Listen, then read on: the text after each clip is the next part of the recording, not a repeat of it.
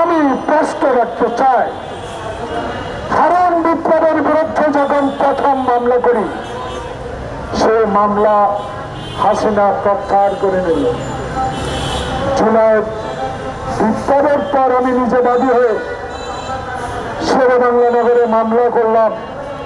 মাননীয় প্রধান উপদেষ্টা, আপনার সহকর্মী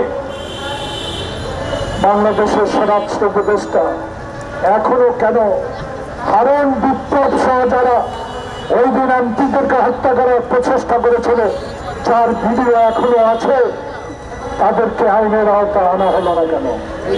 কেন এখনো তারা কোথায় আছে?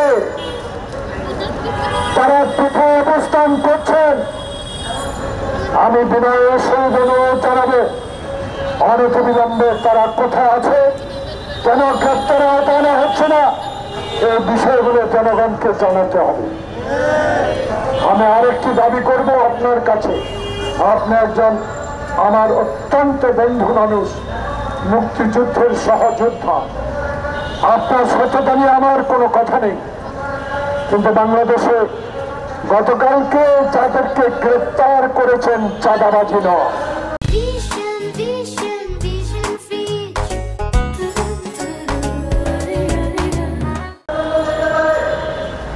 মূল হোতাকে তারা কাণ্ড ঘটিয়েছে, তাদেরকে বাইর করতে হবে। এটা মনে রাখা যাবে না আপনাকে, আপনি মনে রাখতে পারবেন না বিশ্বজিৎকে কুপিয়ে কুপিয়ে ফুটপাতে যারা হত্যা করেছে, সেদিন কিন্তু আওয়ামী লীগ তাদেরকে বহিষ্কার করে নাই। যেদিন আপনাকে খুঁচিয়ে খুঁচিয়ে একটা দেশের বিরুদ্ধে কথা বলেছে, সেদিন কিন্তু আওয়ামী লীগ তাদেরকে বহিষ্কার করে নাই। কিন্তু আমাদের জিয়াউর রহমান, খালেদা জিয়ার সুযোগ্য সন্তান তারেক রহমান শোনার সাথে সাথে তাদেরকে আজীবন বহিষ্কার করা হয়। কিন্তু আমার প্রশ্ন, আপনাদেরকে খুঁজে বের করতে হবে গত পরশুর এই ঘটনার মূল হোতাকে।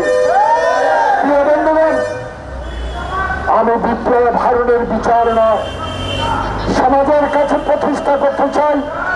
বাংলাদেশে গণতন্ত্রের জন্য জুলাই বিপ্লবে অগণিত ছাত্র জনতা যেভাবে জীবন বিসর্জন দিয়েছে, আজকে 11 মাসের এই সরকার আপনার কাছে অনুরোধ রইল, এই সকল কথা বলে কিন্তু তারেক রহমান প্রধান উপদেষ্টার লন্ডনের বৈঠক এবং ফেব্রুয়ারি নির্বাচনকে ব্যাহত করার আরেকটি মূল চক্রান্ত বলে আমি মনে করি।